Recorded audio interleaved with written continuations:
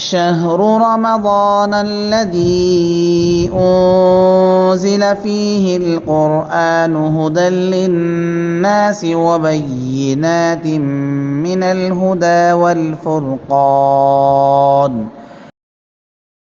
لله رب العالمين والصلاة والسلام على رسوله الكريم وعلى آله وأصحابه أجمعين ومن تبعهم بإحسان إلى يوم الدين. أما بعد، رب اشرح لي صدري ويسر لي أمري واحلل عقدة من لساني يفقهوا قولي.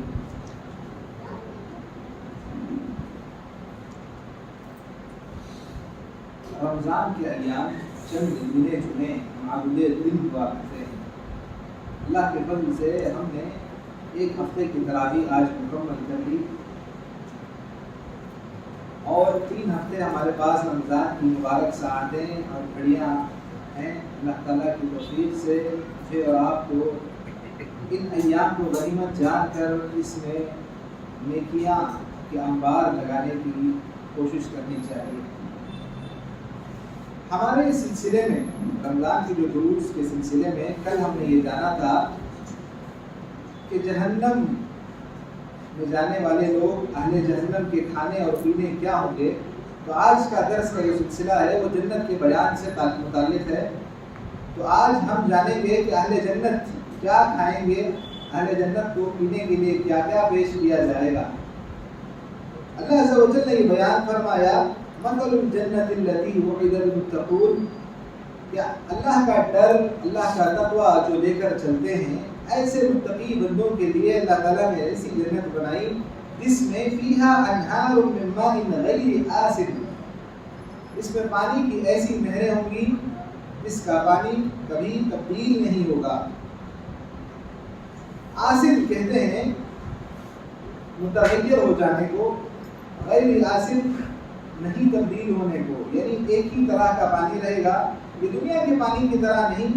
اس طرح دنیا میں اگر کسی جگہ پانی کافی دیر تک رکھ دیا جائے، لمبی مدت سے وہیں پانی پڑا رہے، تو اس کی رنگت میں تبدیلی آ جاتی ہے، اس کے مزے اور ذائقے میں فرق آ جاتا ہے، بدبو میں بدل جاتی ہے.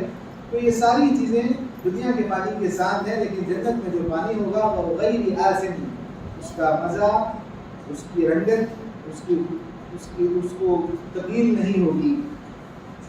فیہا انہار من ماء غیر آسن کے بعد اللہ تعالیٰ نے ایک اور بات یہ بیان فرمائی، وانہار من لبن لم یتغیر طعامہ، یہ دودھ کی بھی نہریں ہوں گی جس کا بھی مزہ تبدیل نہیں ہوگا، ایک ہی طرح کا مزہ ہمیشہ رہے گا.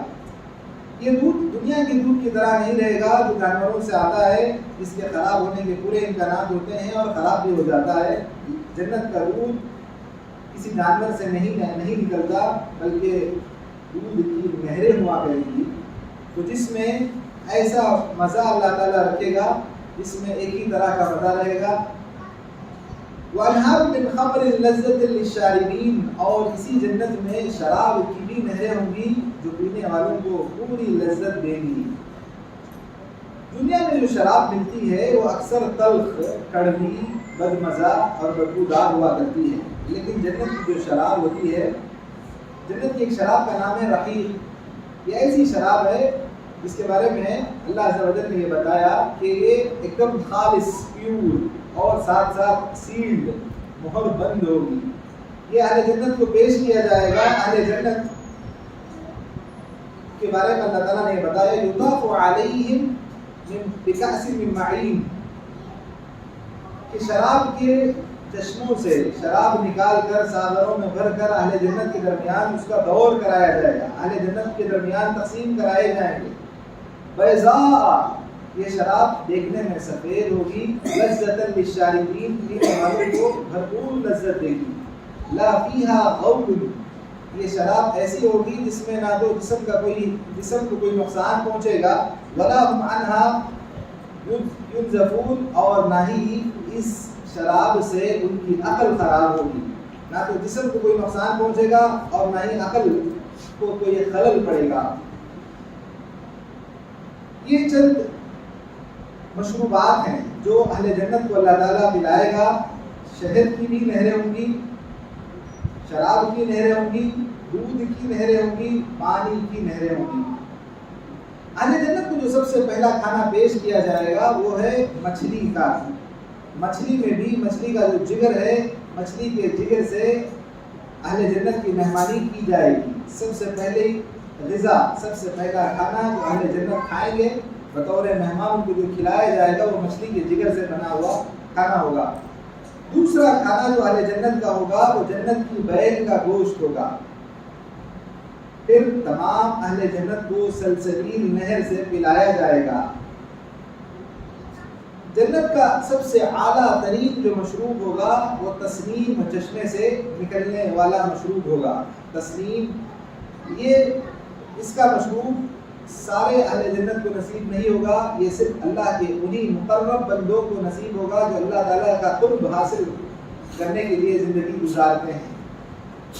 جنت کے پھل کے بارے میں آپ یہ جان لیں، وَفَوَاكِهَ مِمَّا يَشْتَهُونَ، جنت میں جو ہم چاہیں گے، جس طرح کے پھل ہم چاہیں گے کھانے کے لیے اللہ تعالیٰ ہمارے لیے وہ مہیا کر دے گا۔ کُلُوا وَاشْرَبُوا هَنِيًّا بِمَا كُنتُمْ تَعْمَلُونَ، 4-5 پھلوں کے بارے میں آپ کو بتاؤں، وہاں پر کیلا دستیاب ہوگا، بیر، انار، اور اسی طرح سے انجیر اور کھجور وغیرہ بھی۔ آپ نے پہلے ہی دن یہ جان لیا تھا کہ یہ صرف ناموں میں مشابہت اور مماثلت پائی جاتی ہے۔ یہاں پر ہم جو پڑھ رہے ہیں کہ جنت میں کیلے ملیں گے، انار ملیں گے، انجیر ملیں گے، اس کا یہ مطلب نہیں کہ دنیا کے کیلے دنیا کے انجیر کی طرح ہوں گے۔ یہ صرف نام میں مماثلت اور مشابہت پائی جا رہی ہے، اس کے علاوہ جنت کی چیزوں میں، جنت کے پھلوں میں، دنیا کے پھلوں میں کوئی مشابہت نہیں ہے۔ جنت کی کھجوروں کے بارے میں یہ آتا ہے، یہ شہد سے زیادہ میٹھی ہوں گی، دودھ سے زیادہ سفید ہوں گی، اور مکھن مسکے سے زیادہ نرم ہوا کرے گی۔ جنت کے جو پھل ہوں گے اس کی نوعیت آپ یہ جان لیں کہ ہر موسم کا پھل ہر وقت ہر جنتی کو دستیاب ہوگا، اور جنت کے پھلوں کے تعلق سے کسی کو توڑنے کے لیے اجازت مانگنے کی ضرورت نہیں رہے گی۔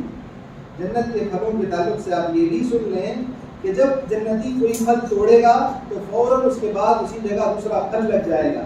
جنتی جب پھل توڑیں گے تو وہ بیٹھ کر، لیٹ کر، سو کر، چلتے پھرتے توڑ سکتے ہیں۔ ان کے ہاتھوں کی پہنچ میں آرام سے آنے والے یہ پھل ہوں گے۔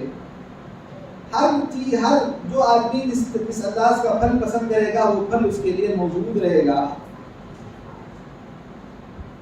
جنت کا ایک پھل کا خوشہ اگر دنیا والوں کے لیے نصیب ہو جائے، دنیا کے اندر جنت کا ایک کھجور کا خوشہ اگر آ جائے تو قیامت تک آنے والے سارے انسان اس ایک خوشے کو کھا کر ختم نہیں کر پائیں گے۔ یہ پیارے نبی صلی اللہ علیہ وسلم نے بتایا ہے۔ اس میں مجھے اور آپ کو تعجب نہیں ہونا چاہیے، اس لیے کیونکہ بطور نمونہ ہم زمزم کو مثال کے طور پر سمجھ سکتے ہیں کہ زمزم حضرت ابراہیم علیہ السلام، حضرت اسماعیل علیہ السلام کے دور سے آج تک چلا رہا ہے۔ تقریباً 6 سے 7 ہزار سال سے زمزم سے ساری امت مسلمان، جتنے مسلمان ہیں جو وہاں جاتے ہیں، سارے لوگ مستفید ہوتے ہیں، اور اللہ تعالیٰ کے فضل سے وہ باقی ہے اور مسلسل جاری ہے۔ تو اللہ تعالیٰ کی اللہ کی قدرت ہے کہ اگر یہ توشہ کھجور کا دنیا میں بھیج دیتا اللہ تعالیٰ تو قیامت تک کے سارے انسان اس کو کھاتے، لیکن پھر بھی ختم نہیں ہوتا تھا۔ جنت میں انسانوں کو، جنتیوں کو اللہ کا ڈر لے کر جینے والے بندوں کو پرندوں کے گوشت بھی مہیا کیے جائیں گے۔ حوض کوثر پر جو چڑیا اڑیں گے ان چڑیوں کا گوشت بھی ڈھونڈ کر اللہ تعالیٰ اہل جنت کی خدمت میں پیش کرائے گا۔ ایسی کوئی چیز نہیں ہوگی جسے اہل جنت کھانے کے لیے خواہش کریں گے اور ان کے لیے نصیب نہ ہوگی۔ جنت میں جنتیوں کے لیے عام طور پر جس طرح انسان ایک آدمی ہی کا کھانا کھا سکتا ہے، اگر ایک آدمی 2 آدمیوں کا کھانا کھا لے تو وہ بدہضمی کا شکار ہو جاتا ہے، لیکن جنت میں اللہ تعالیٰ، طبرانی کی روایت ہے جس کو علامہ البانی نے صحیح قرار دیا ہے، جنت میں اللہ تعالیٰ 100 لوگوں کی استطاعت کھانے کی جو ہوتی ہے اتنی استطاعت اللہ تعالیٰ ایک بندے کو دے گا۔ اور جنت کے کھانے کے ہاضمے کے تعلق سے بھی آپ یہ جان لیں کہ انسان چلے گا پھرے گا، پسینہ آئے گا تو اس کے پسینہ آنے سے یا اس کے ڈکار نکلنے سے جنتیوں کا کھانا ہضم ہو جائے گا۔ تو تو آج کے درس میں جو ہم نے باتیں سنی وہ اہل جنت کا جو کھانا اور ان کے جو مشروبات ہوں گے یہ سنی. تو اگر مجھے اور آپ کو ان جنت کی دائمی اور کبھی نہ ختم ہونے والی نعمتوں کو کھانی ہے، یہی ہمارا رزق ہو، ہماری موت کے بعد جب ہمارا اللہ تعالیٰ جنت میں فیصلہ کرے گا تو یہ ہمارے رزق میں ہو، تو مجھے اور آپ کو یہ چاہیے کہ ہم اللہ کی رضا اور خوشنودی کے لیے جتنے کام ہیں، جیسے میں آپ کو بتاؤں، حضرت ابو بکر صدیق رضی اللہ تعالیٰ عنہ کی دور خلافت میں مدینے میں قحط سالی آ گئی تھی، قحط عام ہو گیا، آسمان ایک قطرہ بارش نہیں برسا رہا تھا اور زمین ایک اناج کا دانہ اگا نہیں رہی تھی، لوگ پریشان تھے، ہر طرف غریبی اور بھوکمری عام ہو گئی تھی. ایسے دور میں حضرت عثمان رضی اللہ تعالیٰ عنہ کا ایک تجارتی قافلہ، تجارتی لشکر جس میں 1000 اونٹ تھے اور ان 1000 اونٹوں پر کھانے سے لدے سامان تھے، اناج تھے، مدینہ پہنچے. حضرت عثمان کی تجارت شام، ملک شام سے لے کر پورے عالم میں پھیلی ہوئی تھی. جیسے ہی مدینہ پہنچے تو مدینے کے غریب اور لاچار اور بے بس لوگ اس امید کے ساتھ حضرت عثمان کا لشکر کھانے کا 1000 اونٹوں پر لگا ہوا سامان لے کر آیا ہے تو اب کھانے کی فراوانی ہوگی، اس امید کے ساتھ حضرت عثمان کے پاس پہنچے. اس سے پہلے تاجر پیشہ لوگ جو کاروبار کرتے ہیں، خرید و فروخت کرتے ہیں، وہ حضرت عثمان کے پاس پہنچ گئے اور ان سے کہا کہ آپ یہ سارا سامان ہمیں فروخت کر دیں، اور تاجر یہ چاہتے تھے کہ وہ سامان خرید لیں اور اہل مدینہ کو اچھی قیمتوں میں بیچ کر زیادہ منافع کما سکیں. تو حضرت عثمان نے بالکل پوچھا ان سے کہ میرے اس مال کا تم کیا دو گے؟ تو انہوں نے کہا کہ ہم اس کا 10 کا 12 دیں گے. تو حضرت عثمان نے کہا کہ مجھے اس سے زیادہ مل رہا ہے. تو بالآخر تاجروں نے بڑھاتے 10 کا 15 دینے کی بات رکھی. تو حضرت عثمان نے کہا کہ مجھے اس سے زیادہ مل رہا ہے.